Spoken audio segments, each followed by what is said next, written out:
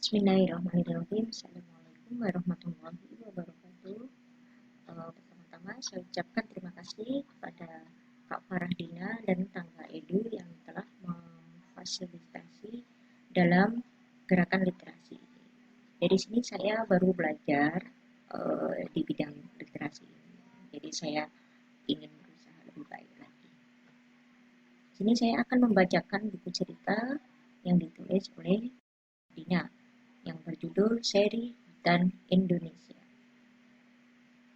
yang dipublikasikan dari Tangga Edu. Hutan rumah orang hutan. Ada orang hutan lari. Seekor orang hutan besar datang dari arah hutan. Anak-anak berlarian sambil berteriak, "Ayo semua masuk rumah." Pak Ampong berdiri sambil memegang senapan.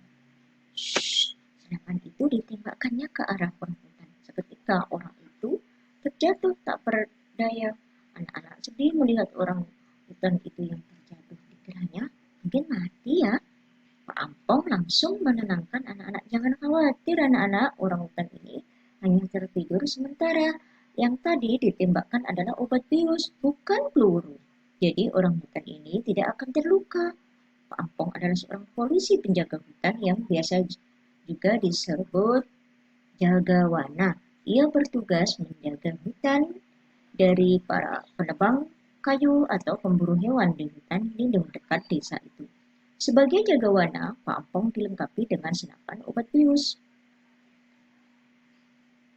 untuk melindungi diri dari hewan buas. Anak-anak jadi mengerti kalau orang hutan itu hanya tertidur, warga mulai berdatangan ingin melihat keramaian yang telah terjadi. Seorang bapak tiba-tiba datang sambil marah. Pantas saja buah-buahan di kebun hilang, ternyata orang hutan yang mengambilnya. Pak Ampong menenangkan bapak itu. Orang hutan ini juga sebenarnya takut kalau bertemu manusia, Pak. Mereka lebih suka di hutan. Orang hutan ini pergi ke desa karena habitat mereka dirusak. Pohon di hutan sudah banyak yang ditebang dan beberapa waktu lalu ada kebakaran hutan. Jadi orang hutan ini kehilangan tempat tinggalnya.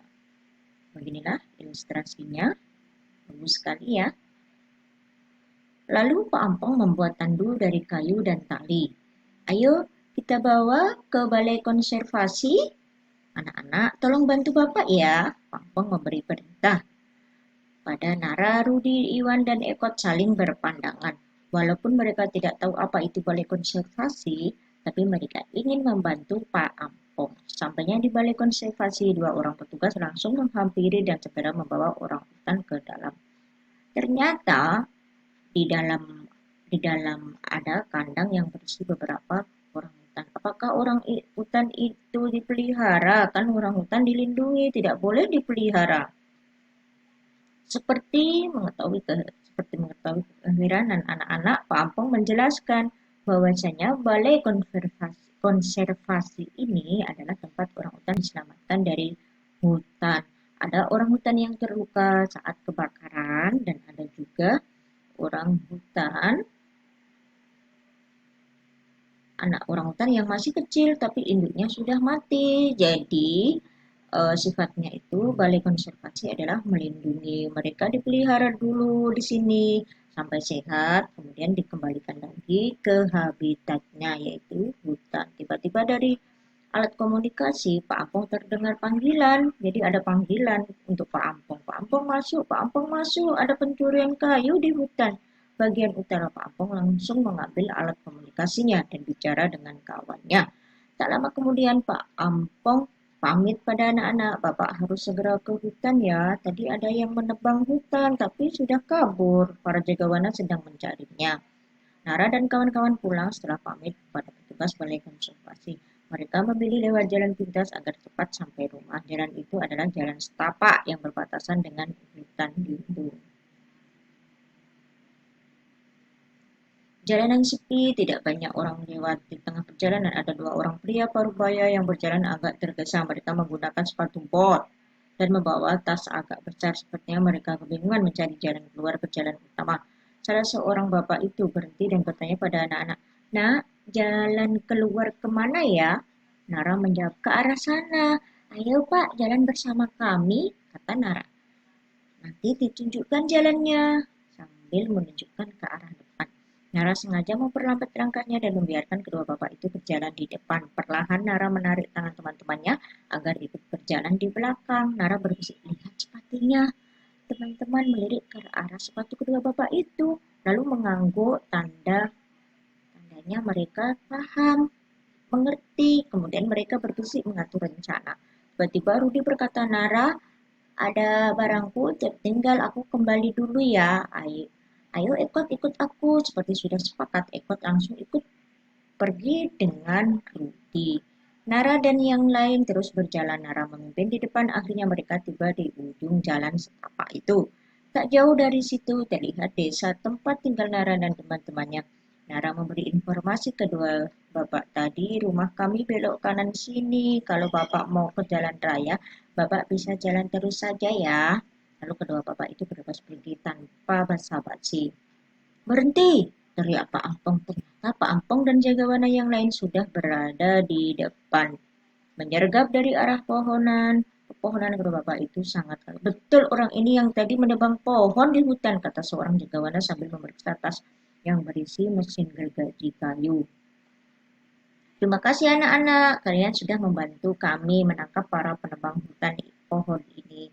Kata Pak Ampong, ternyata anak-anak sudah merencanakan strategi ini. Tadi Rudi dan Ekot kembali ke balai konservasi. Di sana ada alat komunikasi untuk menghubungi jagawana dan melaporkan kedua penebang pohon itu. Dari mana kalian tahu kalau mereka ini penebang hutan dari hutan?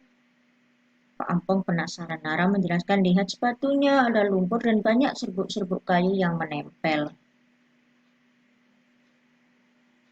Serbuk kayu itu pasti dari pohon yang digergaji Pak Ampong dan jagawana lain tertawa lebar. Anak-anak yang hebat, terima kasih ya. Sudah membantu pekerjaan kami. Kita sudah jaga hutan ini agar tidak dirusak. Sama-sama Pak, kami tidak mau rumah orang hutan dirusak. Pak Ampong menepuk bahu Nara sambil Bapak akan memberi hadiah. Kalian boleh ikut Bapak ke hutan nanti untuk melepas orang hutan jika mereka sudah siap untuk dilepaskan kembali. Nara dan teman-teman sangat senang mendengarnya. Setiap hari mereka datang ke balai konservasi untuk membantu merawat orang hutan dan pada saatnya tiba nanti orang hutan itu akan dilepas ke hutan. Hutan adalah paru-paru dunia. Tutup hidungmu dan jangan biarkan udara masuk sampai berapa hitungan kuat tanpa bernafas. Saat kita menutup hidung, itu artinya kita mencegah udara masuk lewat hidung walaupun ada udara. Nah, bagaimana jika udara berkurang tidak tersedia lagi? Udara bersih saat ini kita dapatkan dari pohon hijau. Pohon hijau menghasilkan oksigen yang berguna untuk bernafas. Sekarang bayangkan jika tidak ada lagi pohon hijau di dunia ini, apa yang akan terjadi ya? Jika pohon hijau berkurang sedangkan jumlah manusia semakin bertambah, maka ketersediaan oksigen semakin sedikit. Indonesia dikenal sebagai paru-paru dunia, artinya Indonesia memiliki hutan yang sangat banyak sekali sehingga menghasilkan oksigen. Dengan begitu, Indonesia membantu semua orang di dunia ini untuk bernafas. Jumlah hutan berkurang. Sekarang berhenti sebentar membaca lalu hitung dalam hati angka. 1 sampai 60, kamu sudah berhitung 60. Hitungan artinya selama 1 menit. Para ahli menyebutkan bahwa dalam 1 menit hutan berkurang sebesar ukuran 3 lapangan sepak bola.